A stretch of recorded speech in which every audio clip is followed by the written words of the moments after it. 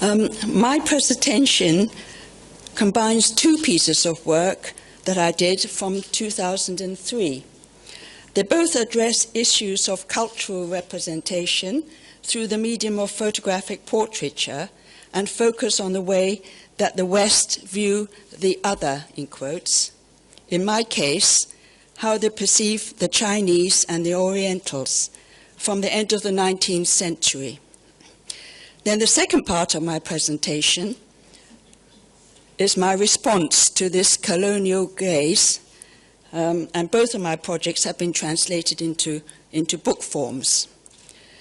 Right, the concept, the historical background started in 2003 when I was commissioned by a Chinese historian to make a book on Western views of the Chinese as represented by the various photographers who traveled to the East shortly after the invention of photography in 1939. And my book, my first book, Picturing the Chinese, was published in 2005 by joint publishing in Hong Kong. Although China was not officially a colony of the West, the way it was visually represented can best be understood within the global context of colonialism. And for over half a century from that earliest period, the portraits that came out of Asia did much to shape Western perceptions of the mysterious, exotic, and rather sinister Orientals, a vision of the yellow peril, in quotes, which has endured with little change to the present. Photography as an information medium accompanied the increasingly aggressive European-American penetration of China, prompted by territorial and trade expansion in the second half of the 19th century.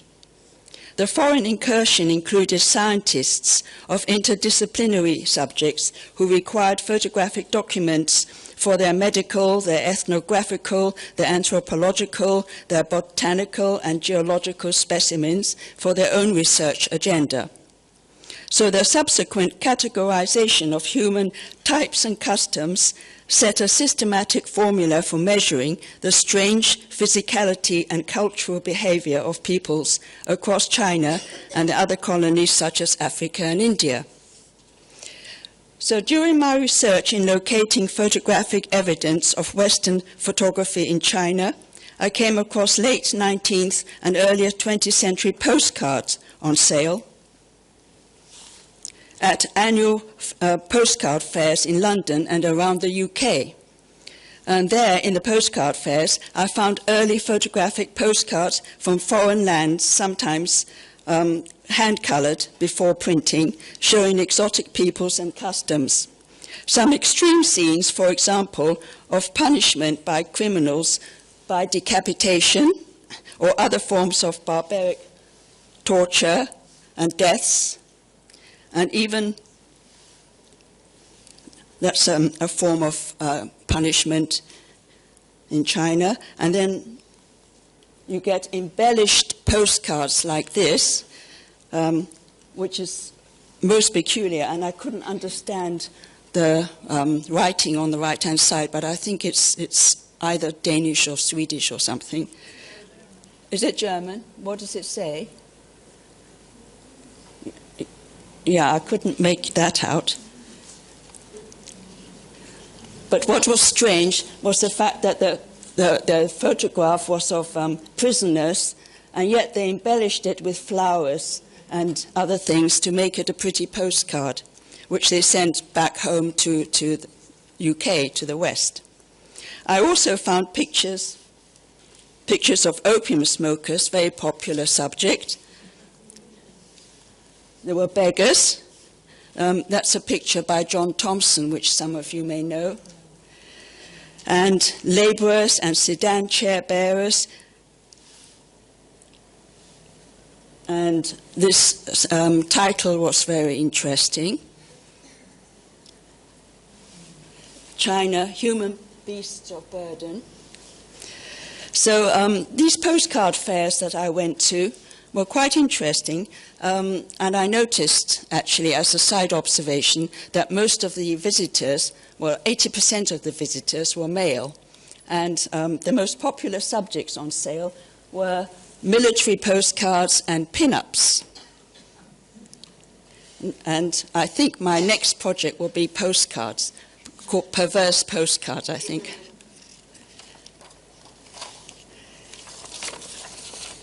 Now, other examples are the works of Western missionaries who documented social types being deprived orphans and scenes of sin and poverty. Those are various. And scenes of poverty and orphans. And these postcards, these photos were made with an agenda to raise money from back home for their charitable cause to continue in converting the heathens. Actually, to give their noble cause, to give them due, their noble cause supported the building of much-needed hospitals and schools, but they also reinforced the stereotype of uncivilized peoples.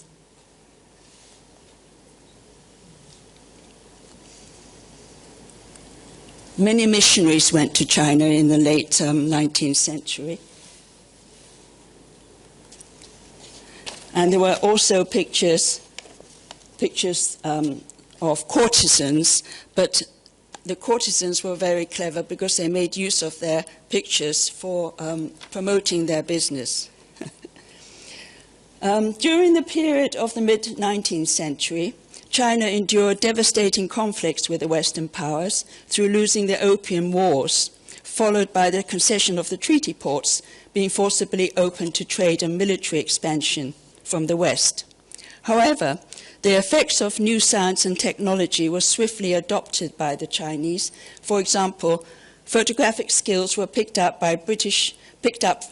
from the British photographer such as John Thomson, and other European American photographers required Chinese studio assistants who subsequently opened their own portrait studios.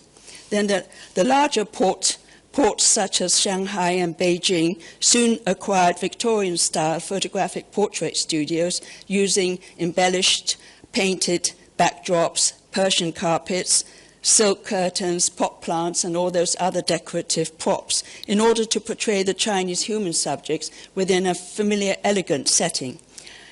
Ironically, many of these subjects selected were street beggars or traders who appeared very uncomfortable in such contexts. These are more courtesan pictures, and that one was a stuffed cat. Many street beggars were photographed in Victorian portrait studios with sawdust on the floor so as to appear more realistic, but they were obviously paid a small price for posing like that. The majority of the portrayed subjects were anonymous, and ultimately they were reduced to types or stereotypes. And a curious Western market that sought to obtain such realistic portraits of foreigners would collect their images into albums, and these are now actually becoming increasingly rare and expensive to purchase at auction houses and specialist dealers.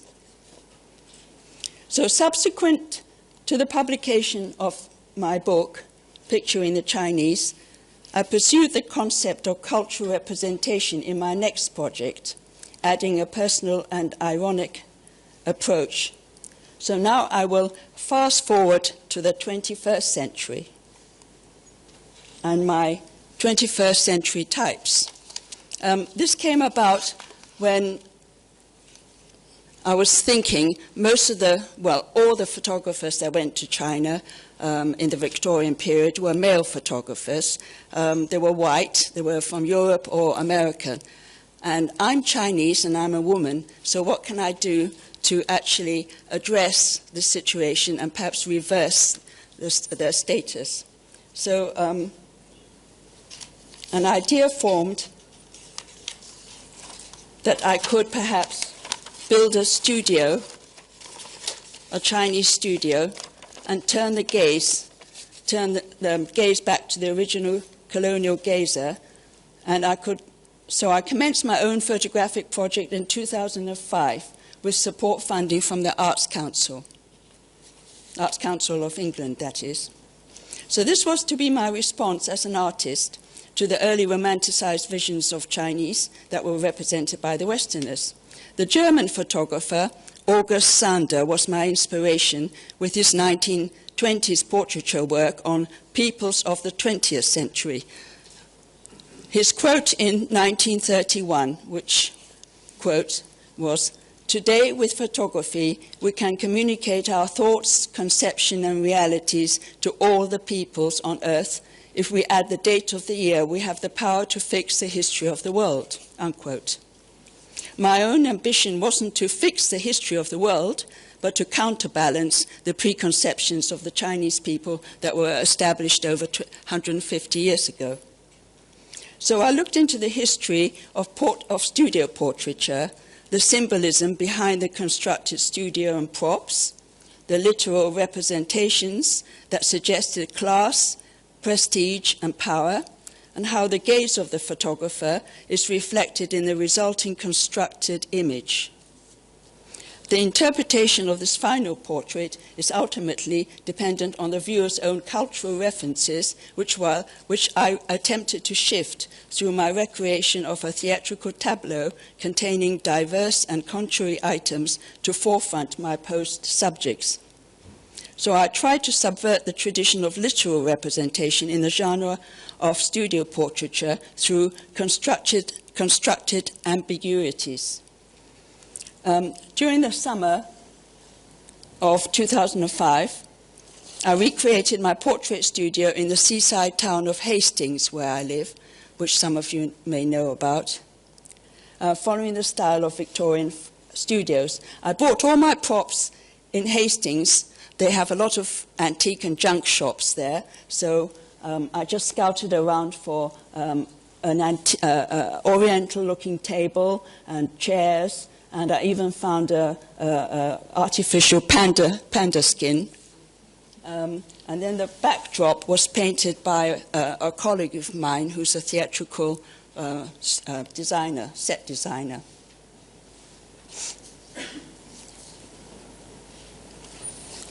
Having established my 19th century Shanghai portrait studio in a glass-fronted art gallery on the seaside of Hastings, I set out to look for my subjects, my types, from the diverse local and visiting communities strolling around.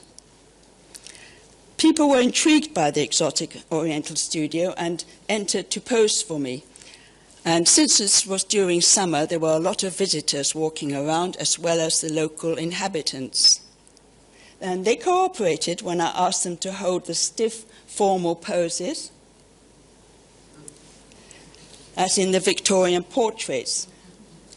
So the discrepancy between the antiquarian studio context with my modern-day subjects is highlighted through their formally framed presentation and accentuated by their appearances and their accessories. I asked them to keep their belongings visible to further suggest the period contrast, so that their sunglasses, their ice cream, their Coca-Cola bottles, their mobile phones, and their plastic shopping bags and so on, so they became signifiers of contemporary stereotypes.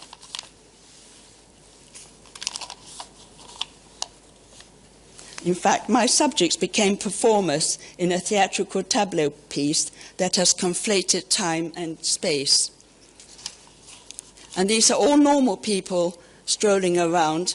A lot of them have dogs, as you can see. The dogs were a bit of a nuisance because they started to pee on my panda,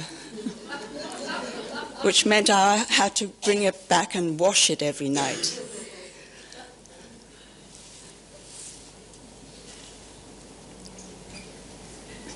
But I tried to represent as many types as possible, and in the end, I had collected about 400 portraits, so I just selected various types.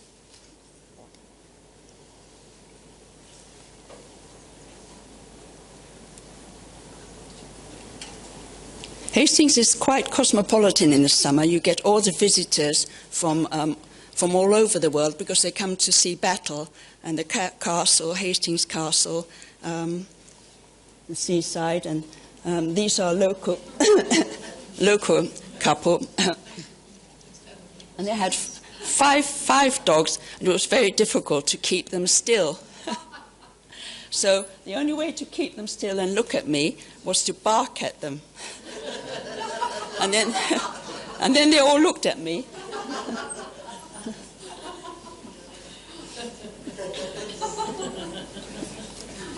So, yeah, it was quite a fun subject, but it wasn't very easy sometimes.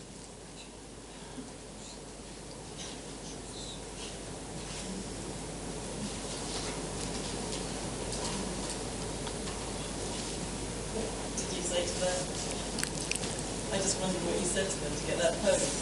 Well, I said, imagine this is a Victorian studio and you have to keep still because my camera was on a stand and I had a Hasselblad, so I made a very slow process of, timing it, of focusing it and taking a light reading as if it was an old camera, and then it was all done on film, color negative film, not digital. And I asked them to be very formal and to look at the camera for 30 seconds. So most of them did it. They thought it was a seaside, one of those fun seaside studio places. So they collaborated. And I had an assistant who took her own, she used her own digital camera and she made prints so that she could put them up on the window of the gallery, and then they could come the next day and collect them. And they were very pleased about that.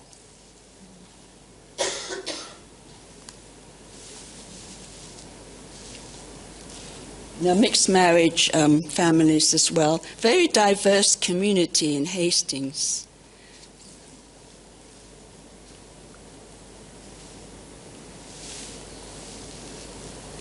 This was a Korean family who came down for a holiday.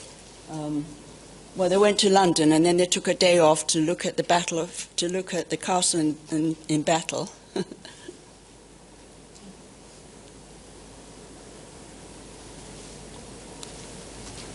I generally asked a woman, if there were a couple, I asked the woman to sit in a large chair there and the man to sit in a little chair, just to empower the woman. They never asked me why. These guys were from Brixton. They were a musical group from Brixton. Sorry.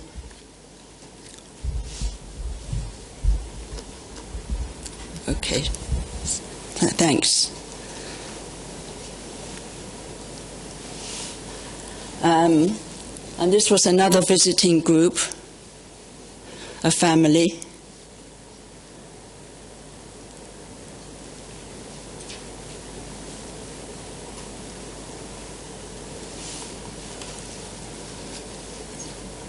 And she came down from London with her Chinese shopping full of lunch because she couldn't bear fish and chips.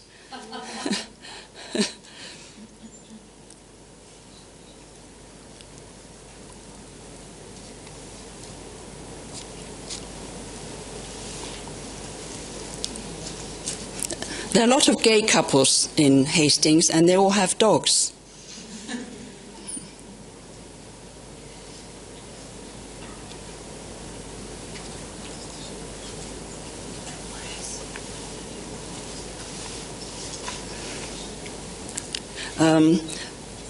A cross-dresser.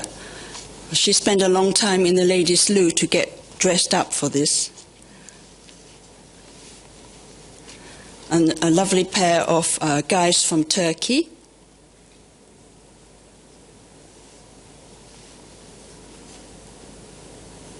This was a mother and two sisters. And some boys with attitude.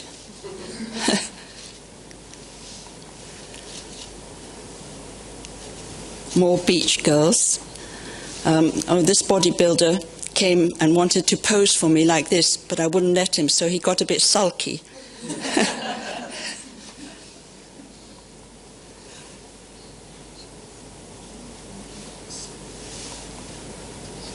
And this guy, he came in for a rest. He saw a chair. He said, "Can I sit down for a rest?" So he sat down there and wouldn't get up for 10 minutes. But anyway, I got some good pictures from him.